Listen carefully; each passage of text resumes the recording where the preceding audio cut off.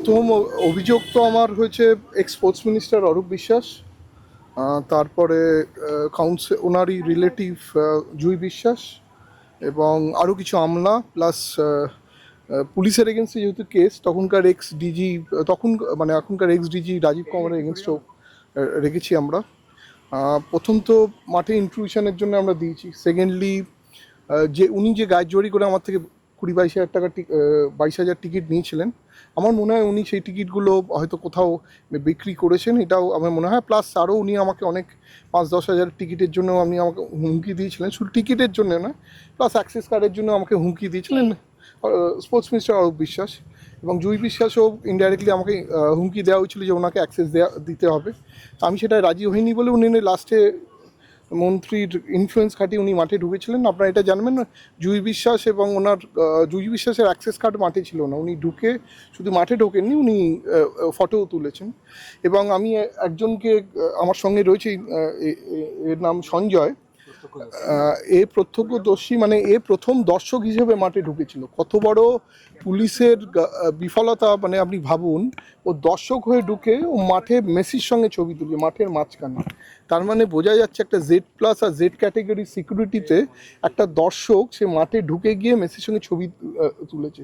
ওর মতন কম করে 150-200 লোক এরম মাঠে ঢুকেছে। ও বলছে ওর তো দোষী, ও নিজেই দেখেছে যে এরম করে মাঠে ঢুকেছে এবং ওর কনসিয়েন্সে লেগেছিল যে আমার মতন একটা লোক যে একটা ইভেন্ট এত বড় করেছে তার উপর যে ইনজাস্টিসটা হয়েছে, ও আমাকে অনেক দিন ধরেই বলছিল। তখন আমি বললাম ঠিক আছে, আমি যেদিনকে এফআইআর করবো সেদিন তুই থাকিস। ও আজকে আমার সঙ্গে ছিল এবং আমাকে বললো কথাটা। এবং দেখুন, একটা Z category Z plus event যেখানে chief minister ex chief minister chief guest হওয়ার কথা ছিল, তাতে যদি এই ধরনের মানে সিকিউরিটি কম্প্রোমাইজ হয়, তাহলে বোঝা যায় যে আমাকে কিরমভাবে ভিকটিম বানানো হয়েছিল। বেসিক্যালি আমার ইভেন্টটাকে স্যাবোটেজ করা হয়েছিল। আর যে এত দর্শক যারা মাঠে এসেছিলো তারা কেন দেখতে পায়নি? কেন শো ফ্লোতে অরূপ বিশ্বাস ছিল না, শো ফ্লোতে অনেক আমলারা ছিল না, শো ফ্লোতে উনি ওনার ফ্যামিলি মেম্বারদের ছবি তুলেছেন, তারাও ছিল না। এই যে মাঠে ঢুকে আর এত লোক ঢুকলো, এই যে অরূপ বিশ্বাসের এত সিকিউরিটি গার্ড, এত ইউটিউবার কী করে ঢুকলো? তার মানে আমার যে প্রোগ্রামটা উনি ডিরেল করবেন বলেই উনি এইটা করেছেন, আমি মানে স্যাবোটেজ করেছেন।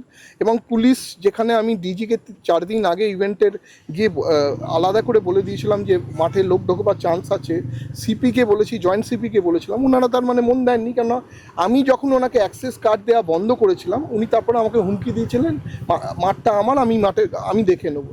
আমি যেই অ্যাক্রেডিটেশন কার্ডটা দিয়েছি, আমার কোনো লোক উইদাউট আইডি কার্ড ছিল না মাঠে। এবং মাঠে আমার পিআর আর আমার 2-3জন টিম ছাড়া মাঠে কেউ ঢোকেনি। বাকি লোক হলো বাইরের লোক এবং অরূপ বিশ্বাসের লোক এবং স্পোর্টস ডিপার্টমেন্টের, সল্টলেক ডিপার্টমেন্টের অনেক পুলিশের লোক ঢুকেছে, তাদের ফ্যামিলিরা ঢুকেছে।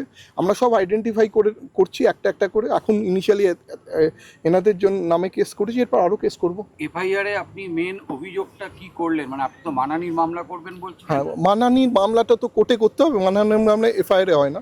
সিভিল স্যুটও করছি, 50 কোটি টাকার আমি ডিফেমেশন কেস করছি আর 50 কোটি টাকা কম্পেনসেশন ড্যামেজের কেস করছি। সেটা কবে করছি? এটা এই উইকের এন্ডে, নয়তো নেক্সট উইক বা বৃহস্পতিবার ধরেই চলুন।